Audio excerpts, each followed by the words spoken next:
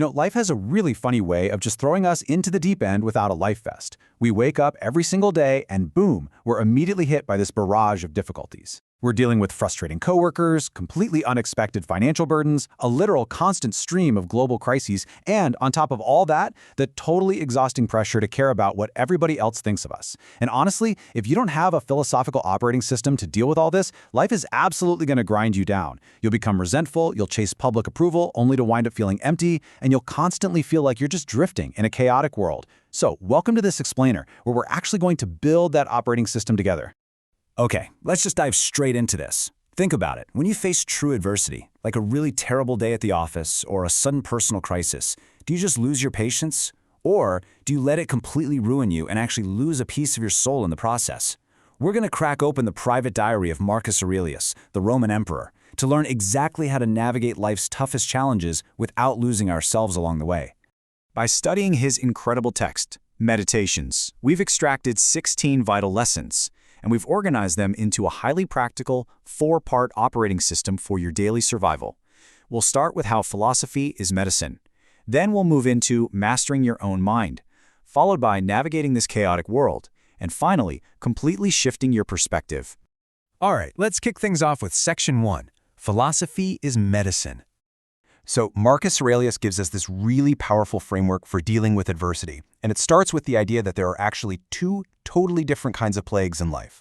First, there are plagues of the body, right? These represent physical threats, or honestly, just literal bad days. But then there are plagues of the character. And what we learn here is that while physical plagues are definitely dangerous, the absolute greatest threat isn't to our physical safety at all.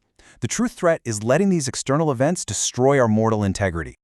To give you some context on the power of this text, the author of our source material notes that about 16 years ago, they literally just threw a copy of Meditations into their online shopping cart to qualify for free shipping.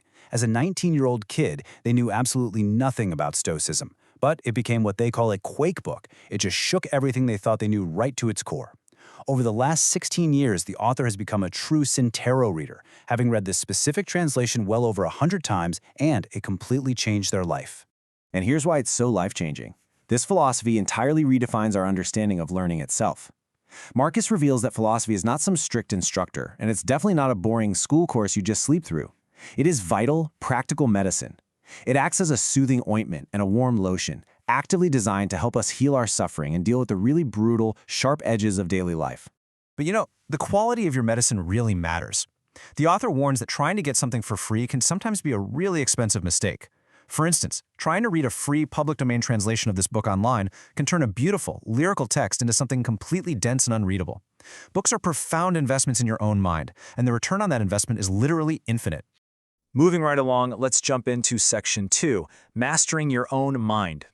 To build this resilient mindset, Stoicism is distilled down into 3 incredibly clear disciplines that you must master to navigate challenges. This framework comes directly from the amazing Gregory Hayes translation. First is perception. You have to see things clearly for what they actually are, no sugarcoating. Second is action. You do what you can with the exact circumstances you're given. And third is will. You just endure and bear what you must. So it's simple. See, act, endure. To brilliantly illustrate this, Marcus tells us to be like a boxer, not a fencer. Now, why is that? Well, a fencer has a weapon they have to consciously remember to pick up when a fight starts, right? If they drop it, they're completely defenseless. But a boxer's weapons are a permanent part of him. He and the weapon are one.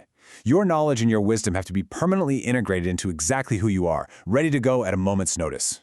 When you start to master these disciplines, you realize something truly incredible about this text. It was originally titled To Himself. It actually wasn't meant for us to read at all.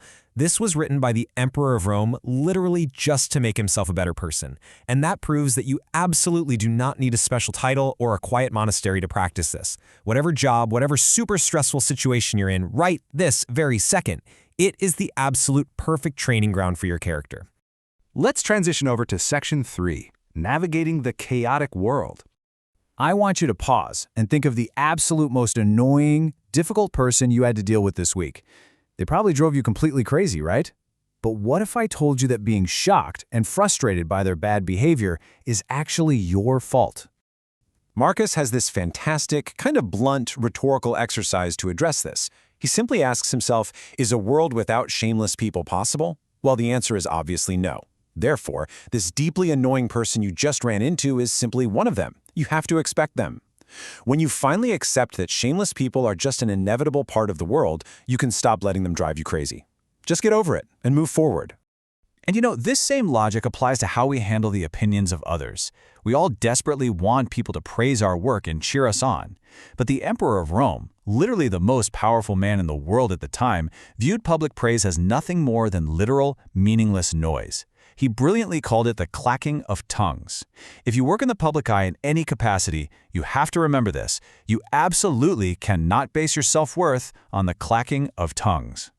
So to stabilize our ego amidst all this constant noise, we have to remain exactly who we are, regardless of whether we're experiencing success or failure. Receive success without pride, and let go of failure without any attachment. To do this effectively, the source suggests we need to go straight to the seat of intelligence and find a master in life to guide us, so we can really accelerate our own personal growth. And finally, let's look at Section 4, Shifting Your Perspective. One of the absolute most practical tools in the Stoic toolkit is the use of what they call contemptuous expressions. This basically means stripping away the shiny legend that encrusts fancy things. For example, Marcus would look at a ridiculously fancy roasted dinner and say to himself, "This is just a dead fish, a dead bird, a dead pig." He looked at his own majestic royal purple cloak and recognized, hey, it's really just fabric dyed with shellfish blood. When you actively see things for what they actually are, they completely lose their power over you. Another totally game-changing exercise is turning obstacles upside down. The Stoics fundamentally believed that whatever stands in our way actually becomes the way. Every single impediment to our action just advances our action. Think about it. If you're blocked on a project at work, that block is now the project. It literally forces you to find a new, and very often, much better, path forward. And just as obstacles completely change our path, we have to look at the nature of change itself. Marcus loved the ancient philosopher Heraclitus, who famously said you never step in the same river twice. This is definitely true for great books. You get something totally new every single time you read them.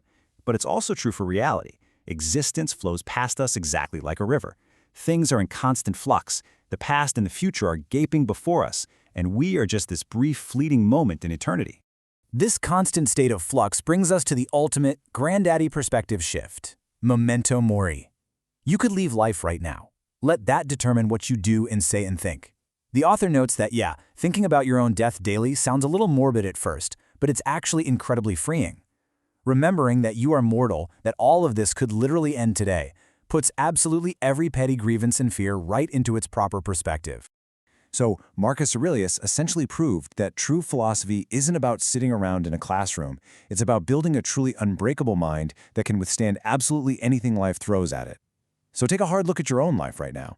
If the Emperor of Rome could manage a massive empire while surrounded by literal war, plague, and betrayal without losing his soul, what's your excuse for letting a bad commute ruin your entire day? Take these lessons, apply them starting right now, and go build your own unbreakable mind.